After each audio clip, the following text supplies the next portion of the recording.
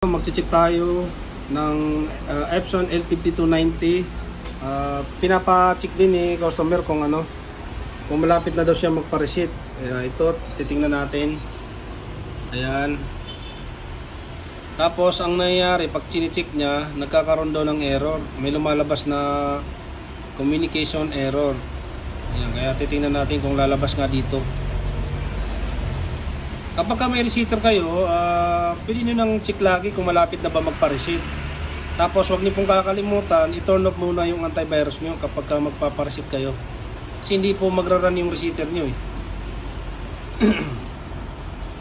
Ayun, ganyan, nagahang oh. Pag chine-check yung ayan yung error. Kung makikita nyo, lagi bang ganyan ang error nyo? Kaya ang gagawin natin, para hindi na po lumabas yan at mawala, i-install natin yung driver. Tapos ayan, ito may driver na ako, i-install ko. Ang gagawin kasi natin, pag install natin ng driver na to 5290, may pagpipilian kayo doon, yung wifi tsaka LAN. Kailangan naka-LAN kayo, ilalan nyo siya kasi hindi nyo marireset yan. Tapos kailangan nakakabit yung USB. Hindi pwede kasi mag-reset ng ganitong printer na may wifi, na naka wifi printing.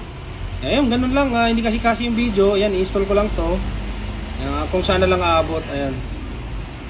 Kapag lalabas dito yung LAN, yun yung pipiliin nyo para hindi na lumabas yung communication error na yun. Ayan. Ayan, diba? Na-install na. Kapag na-install na, yun, hindi sa akin hiningi kasi siguro naka-LAN na yung ko. Ngayon, na-install na. Kung tinignan natin ulit. Ayan, saan na siya?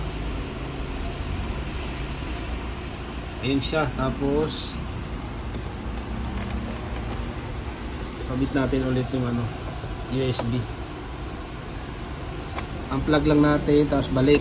Ayan, makikita nyo. Tingnan natin. Ayan, wala na yung ito siya. Ayan. Titingnan natin ulit, re-reset natin ulit. Ayan, pindot natin yung receiver natin. Tapos select ulit model.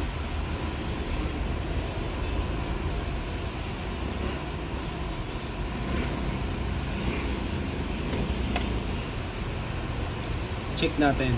Tatlo na.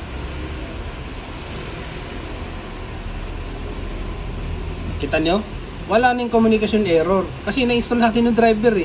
Kaya ito, lumabas na siya. Ayan na, sasabihin namin sa customer na 28% pa. O diba, para maiwasan yung ganun.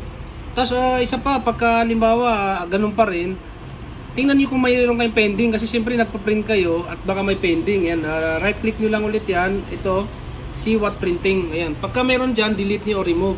Tapos kapag wala pa rin, restart nyo yung printer nyo, off nyo lang, tapos on nyo ulit, kasi wala naman pong restart on and off lang.